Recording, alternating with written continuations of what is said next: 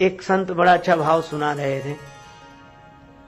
बहुत पहले की बात याद आई। श्री जानकी जी पुष्पमाला लेकर गईं, राम जी को पहनाने के लिए धनुर्भंग कर दिया है। माला उठाई तो पर पहना नहीं पा रही, माला लिए खड़ी।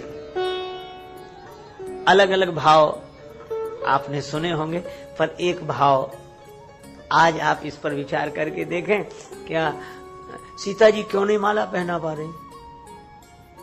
आगे बढ़। चतुर सखी लख कहा बुझाई।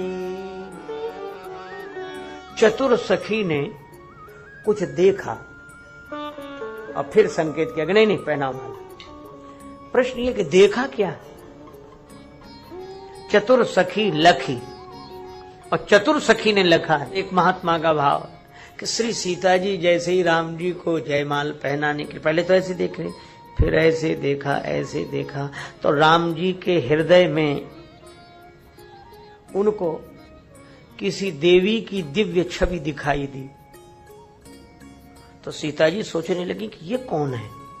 माला तो पहना रही, पर जब देखा कि ये कौन है, और उस सखी ने सीता जी को देखते हुए देखा कि राम जी के हृदय में किसी देवी की छवि देखकर रुक गए हाथ माला पहनाते हुए, तो सखी ने देखा तो हंस पड़ी। उसने कहा कि जिसे आप इतने गौर से देख रही हैं वह और कोई नहीं, आपकी ही मूर्ति है जो भगवान ने अपने हृदय में अंकित कर रखी है। संकोच मत करो पहिरा। राम जी के हृदय में श्री जानकी जी। और जब जानकी जी गई गौरी माता के मंदिर में, गौरी माता के मंदिर में गई तो माता आप सबके हृदय में रहती हो, आप तो सब जानती हो, आपसे क्या कहें। बड़ा संकोच है। और थोड़ी देर पहले जब प्रार्थना करने गई थी तब कोई संकोच नहीं था। निज अनुरूप सुभग वर मांगा, अपने अनुरूप वर की याचना की थी। और अब बड़ा संकोच। कीने प्रगट न कारण थे ही। क्यों संकोच है? इसलिए मानो श्री सीता माता का भाव है कि तब मैं अकेली आई थी, अब मैं अकेली नहीं, किसी को साथ लेकर आई हूं। किसको? सावनी मूर्ति राम जी की मेरे हृदय में है। और इसीलिए जब गौरी माता ने आशीर्वाद दिया, प्रति मुस्कानी। गौरी जी की मूर्ति ना, राम जी की मूर्ति मुस्कुराई। इसका अर्थ क्या है कि राम जी में सीता जी और सीता जी में राम जी। यहाँ इसीलिए ये सीता राम जी एक दूसरे को प्रेम नहीं करते, ये दो दिखाई देते हैं, पर सीता जी को, राम जी को, ये दो रहे ही नहीं। एक बात कह के चर्चा को विराम। अशोक वाटिका में बैठी हुई सीता माता थोड़ी उदास हुई। त्रिजटा ने पूछा क्या बात है? सीता जी बोली आज मुझे बैठे बैठे अपने पिता के यहाँ जनकपुर की याद आ गई। हमारे पिता बड़े ज्ञानी हैं, विदेह राज। उनके यहाँ ज्ञानी संत आते रहते हैं, तो उन लोगों में सत्संग होता था, तो तब की बात हमें आज अचानक याद आई। ये तो अच्छा है कि अशोक वाटिका जो शोक देने वाली है, उस समय वेदांत का आश्रय लिया, ब्रह्म विद्या का आश्रय लिया, लेकिन उदास क्यों हो गए?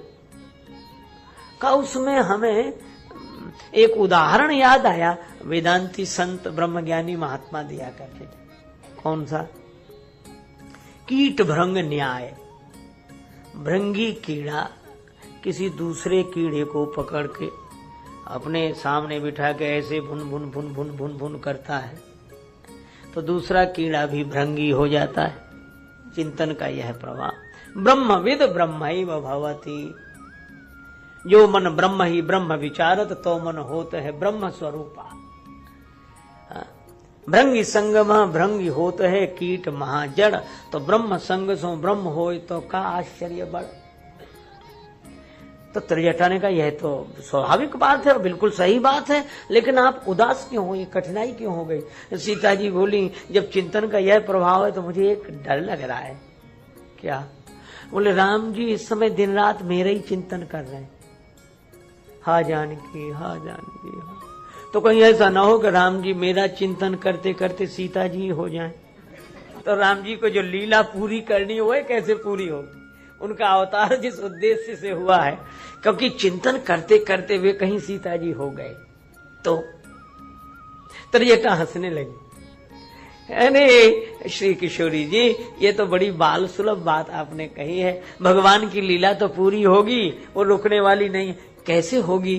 तो त्रिजटा ने कहा कि अगर राम जी आपका चिंतन कर रहे हैं तो आप भी तो राम जी का चिंतन कर रहे हैं।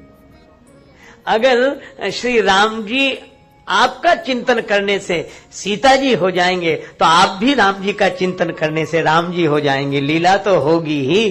क्यों हो जाएंगे? बोले सही बात तो यह है कि आप दिख रही सीता जी के रूप में, पर स्वरूप तो राम जी का ही आपके भीतर है, और राम जी दिख रहे हैं राम जी के रूप में, पर स्वरूप तो सीता जी का ही है भीतर। तो दोनों दो नहीं है।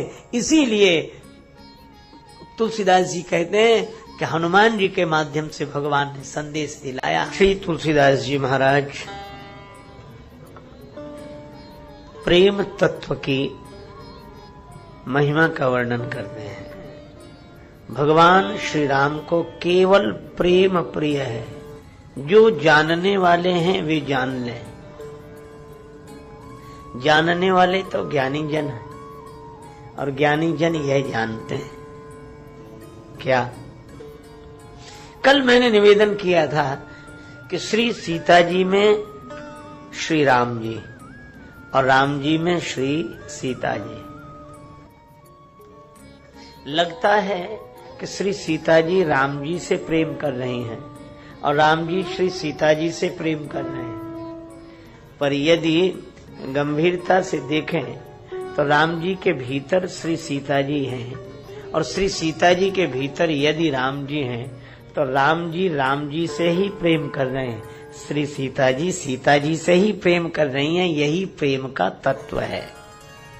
बस इसी तरह यदि हम लोग गंभीरता से विचार करें तो लगता है कि हम एक दूसरे से प्रेम कर रहे हैं, पर यह भगवान की माया के कारण ऐसा लगता है कि हम एक दूसरे से प्रेम कर रहे हैं। सही बात है कि हम अपने आप से ही प्रेम करते हैं, क्योंकि दूसरे में भी तो अपना आप ही समाया हुआ है। और इसी तरह अपने में जिसे हम दूसरा समझ रहे हैं वह भी सत्ता रूप में प्रतिष्ठित है।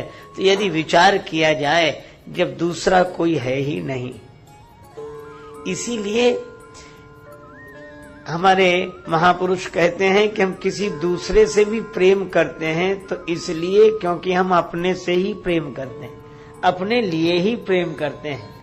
और यही कारण है कि श्याम श्याम रटत रटत, श्याम श्याम रटत रटत राधा श्याम भई, फिर यूं पूछत सखियन सो राधा कहाँ गई। राधिका जी कहती, श्री कृष्ण तुम्हारी मुरली मैं बजाना चाहती।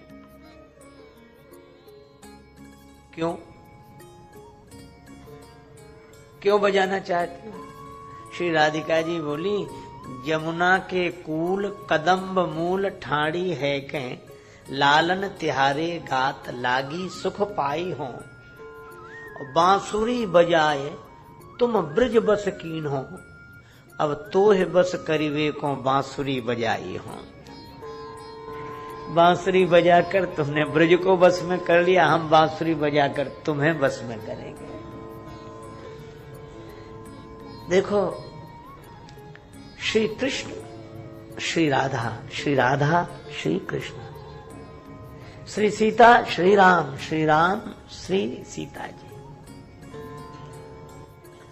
ये दो दिखते हैं पर दो हैं नहीं। कैसे? श्री तुलसीदास जी कहते हैं, गिरा अर्थ जल बीच सम, कहियत भिन्न न भिन्न, बंदौ सीता राम पद जिनहि परम प्रिय खिन्न।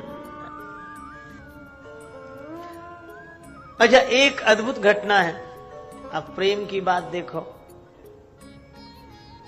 श्री सीताराम जी की प्रीति पुरातन है। पुरातन का अर्थ नई जान पहचान नहीं है, पुराना संबंध है। और श्री तुलसीदास जी कहते हैं कि तुलसी तोसो राम सो, कछु नई न जान पहचान।